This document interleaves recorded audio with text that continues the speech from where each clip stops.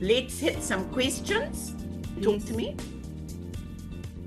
Without clarity about who you are targeting, you really are wasting your time, money, and effort. Please go and do the ideal customer training that I'm going to share with you. Go and listen to that. It's going to change your mindset about that. Because you have to identify your product or service and identify who wants it. Okay? And there might be more than one niche who want it. So is it an investor? Is it somebody who wants to create a legacy? I'm a farmer's daughter. So if I was in the market to buy a farm, my motivation would not be about an investment, because as a farmer's daughter, I know you don't easily get rich from buying a farm, but it'll be a lifestyle that I take back to my childhood. It will be connecting with animals that I grew up with, etc., etc. So my motivation versus an investor are completely different. And those two are two completely different customer avatars. So you've got a big job ahead of you, make no mistake. But once you nail this mindset and you get clarity, you are going to change the way you communicate. Your marketing messaging is going to change forever. Go and do that quick hour. It'll be the best hour you've spent. What they want, where they want it, when they want it. And that means you've got to know the motivation. What's involved in people, first of all, paying attention, being interested, and then taking action. Still being far too general. You are talking geographic. Okay, we've got that. But we're talking sellers. Are you talking to any seller? An apartment, a house, a cottage, Bouwer versus the little clusters in Tableview, beachfront? Is it anything? So you've got the gist of the questions I'm asking. You are still all not digging deeper. Product do you want to get involved in? What type of ideal customer do you want to work with? In the ideal customer exercise, I say to you, what makes that an ideal customer? Why do you want to work with them? So we've identified here, you don't want to work with those smaller guys because they're a lot of work. So already the images you are using are going to change, from the little clusters in Tableview to the beautiful beachfront properties.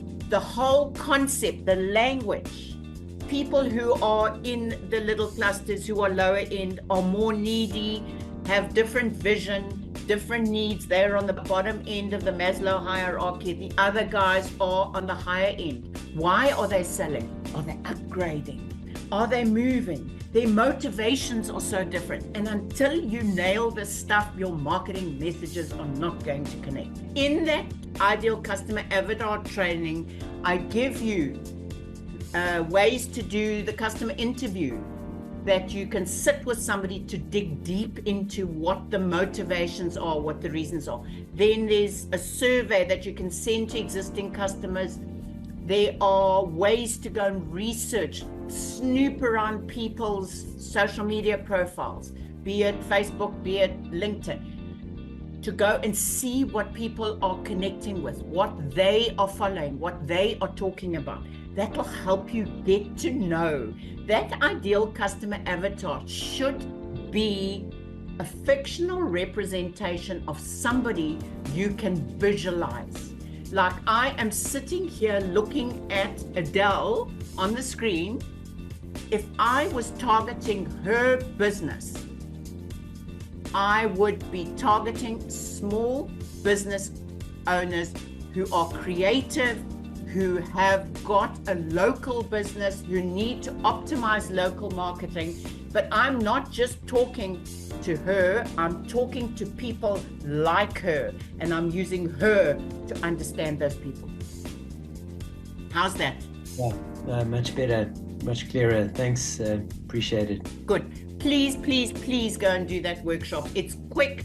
It really is succinct. I've cut it down. I've taken out all the bump that we spoke when we did the trainings in November. It's sharp, it's tight, it's informative, and it's going to set you free.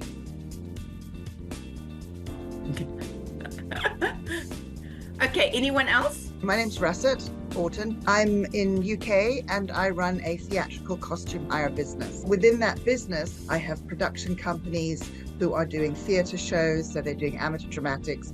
I also have professional film companies so I have a very dynamic business, and there's probably about 5 or 6 arms to this business. And what I always used to do was I believed I understood the difference between the fancy dress and the productions. But since I've started with Suze, I now take them down even further, and I feel a bit like an octopus, because when I do productions, I then break the productions down, and it's broken down even more into schools, amateur dramatics, professional. It's local or regional or international. So I do a big board each quarter where I have a different color post-it stickers for each product, and then that's broken down into each avatar. And it's been a very big project to do. My challenge is trying to give the whole image of my social media a consistent image, because I'd like people to go onto my Instagram and see, that it's color coordinated or whatever, while still giving the right message to the right people in the right language. You need to have accountability, and I'm going to talk to you at some point about my content marketing group, but there's so many of your challenges, and obviously everybody else that's here, that process, that service, that product of mine addresses. You talk about consistency to give it a look, feel that represents your brand. That is so easy to done with a template driven post. Go and look at my Instagram, for example. I am not terribly strict about it, because, by the way, folks, people look at your Instagram profile the first time they land. Then it must look quite pretty to get them to follow. Once they follow, they see you in their news feed. So people who obsess about how Instagram looks permanently might be a bit of a waste of energy, but you do want it to look branded. If you look at my Instagram, there's a simple element that depicts my brand. It's just got a line. Then when you start creating content with a plan, the story on your social media becomes a story, because I've built in a strategy. So you are going from attracting to building to converting to building your reputation. All that is built in, so your story is there. You're not having to work out the strategies. Everybody listen to this. She has made a point that I'm going to bring into my training, is use colors to depict your ideal customers in your content plan, in your goal sheet. So your first persona, make it with a yellow highlighter, and wherever you are talking to that persona, color with yellow. Do that, because that is going to help the visual representation bring your goals to life. Russet, thank you for that. I'm absolutely thrilled with that color idea. That can your why be something as selfish as maybe my kids, like answering the question, what gets you out of bed? And then I said my kids. Or does it have to be business related? Because I heard you say that I need a strong why so that I can attract the ideal client, or my tribe can find me. Pumzile, I love you. You've got it, girl. It has to be totally selfish. If it is not totally selfish, it is not a motivational driver. That's why in that worksheet, you come down 7 levels. So I just want to make sure we're talking. Can you see this part of the worksheet? This worksheet forces you to go down 7 levels to really connect with your most selfish why. And many people, providing for their children is the most significant driver. And here's the thing, when you are clear, that's why you're doing it. And things get tough. Somebody gives you a crappy comment on social media, or you lose a deal and you want to give up. You look at that why, that reminds you why you're doing this. Do you know how quickly you get up, dust yourself off, and move on? Yeah, that's actually true. For you, I am always about synchronicities and intentions and stuff. The fact that you had that conversation and you've now had this workshop for you personally is a very big message to do this exercise and get very clear on it. And I would, if I was you, create something on Canva, or physically, if you want to tear pictures out of magazines, create yourself a vision board that has words that motivate you, quotes that motivate you, pictures of your kids, how you see them in the future, what you want to do now, so that all that is clear. Put it on a vision board and put that up right in front of where you work. I promise you, it'll help you show up completely differently. You'll handle challenges completely differently. Okay, thank you. Thank you very much for that. My question is, how do I deal with buyers that say money is not a problem if I ask them maybe to do a pre-approval? How should I go around it? Should I let them view, or? It's about education. So in the next week's workshop, we're going to talk a lot about where is your prospective client now? What do they need now to go to the next step? You are expecting people to leap over the gap without understanding why they should do it. There's always a question that underpins every single bit of communication you put out there, is what's in it for me? That's what they are asking the whole time. So when you say you must have pre-approval to me, I go, why? Why must I do that? It's education. So if you are not educating on your social media, explaining to people why they need this, you can't blame them for not understanding. It's your fault, my dear. You have to educate. And you must get on video explaining it so people can connect with you, like I am here, looking you in the eyes, explaining to you. You need to be talking to your ideal customer. Who are you talking to? Is it a young person? Is it an older person? Is it an investor? Who? Be clear on who you're talking to. Imagine talking to an investor. Imagine talking to a first-time buyer. Visualize them. Talk to them directly. Talk about what their concerns are. Drag them in with showing you understand. This is a big decision.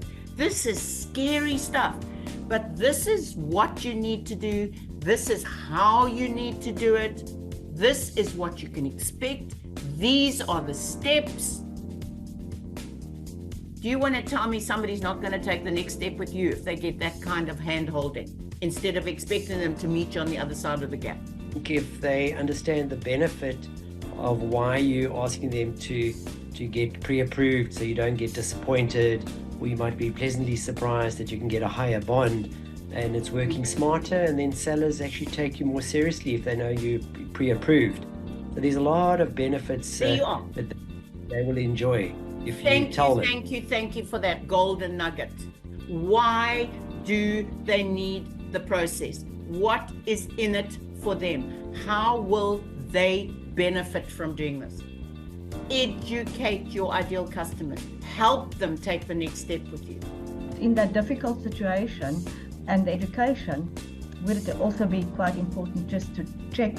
It's a very good point. So a good place to start would be, what is your concern about this? And then unpack their concern. So there's a thing in bridging between marketing and selling is objection handling, where you actually anticipate your customer's objection to taking the next step with you, which is part of your ideal customer research. What is stopping people moving forward?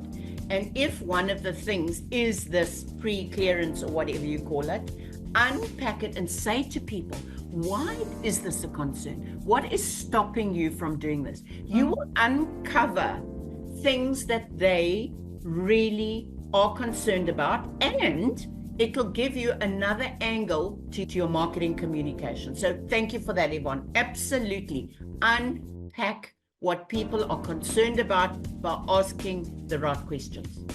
And remember, my favorite quote, the quality of the answers you get are determined by the quality of the questions you ask.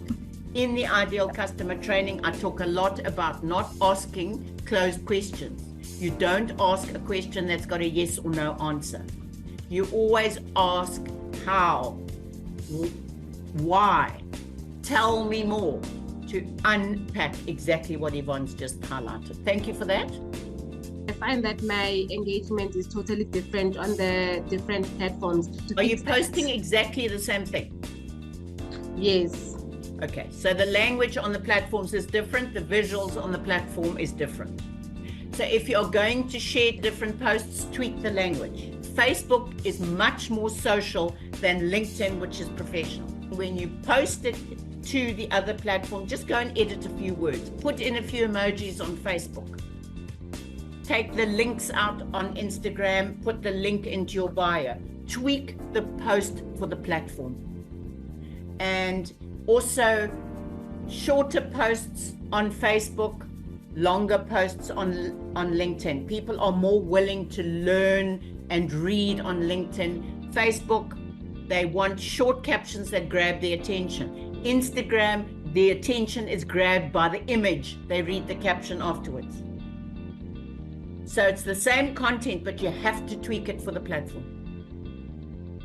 I thank you all for joining, and look out for the replay. 32 of you still here. I'm flabbergasted by that. Thank you for your kind attention. I really hope this was powerful and you are motivated right now to sit and at least write down one goal for each of the 4 areas.